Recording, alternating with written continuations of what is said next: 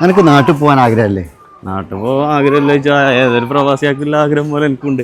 അതാണ് നമുക്കൊക്കെ ഉണ്ടാവും നാട്ടിൽ പോകാൻ ആഗ്രഹം. നമ്മളെ പുരക്കാരെ, നമ്മളെ പെണ്ണുങ്ങളെ, നമ്മളെ പെങ്ങന്മാരെ, നമ്മളെ ഉമ്മാനെ, നമ്മളെ വാപ്പാനെ, നമ്മളെ കൂട്ടുകാരെ, നമ്മളെ നാടൊക്കെ മിസ് ചെയ്യൂലേ? ഞാനൊരു സംഭവം കാര്യം പറയാനുള്ള കാരണം എന്താ അറിയോ? നമ്മളെ കടയിൽ നിന്ന് ഇന്നലെ ഒരു ബംഗാളി നാട്ടിൽ പോയി. 16 കൊല്ലത്തിന്റെ ഇടയ്ക്ക് രണ്ടാമത്തെ പ്രാവശ്യമാണ് ആള് നാട്ടിൽ പോകുന്നത്. 16 കൊല്ലത്തിന്റെ ഇടയ്ക്ക് രണ്ടാമത്തെ പ്രാവശ്യം. ആദ്യത്തെ 8 കൊല്ലം കഴിഞ്ഞപ്പോൾ ആള് പോയി. ഇപ്പൊ 16 കൊല്ലമായപ്പോ രണ്ടാമത്തെ പ്രാവശ്യം നാട്ടിൽ പോയി. നമ്മളെ കൊണ്ട് പറ്റുമോ? 3 മാസം അതാണ്. അപ്പോ ഇവിടെ കുറെ ആൾക്കാർ, ബംഗ്ലാദേശി സ്വദേശികളായിട്ടുള്ള ആൾക്കാർ, കുറെ ആൾക്കാർ 5 കൊല്ലം 6 കൊല്ലമൊക്കെയാണ് ഏറ്റവും ചുരുങ്ങിയത് ഒരു നിൽക്കുക. അത് അല്ലെങ്കിൽ 7 കൊല്ലം 8 കൊല്ലം ഒക്കെ അതിൻ്റെ അവർ നാട്ടിൽ പോയി. എങ്ങനെയാണ് നിൽക്കുന്നതെന്ന് ഒരു ഐഡിയ ഇല്ല.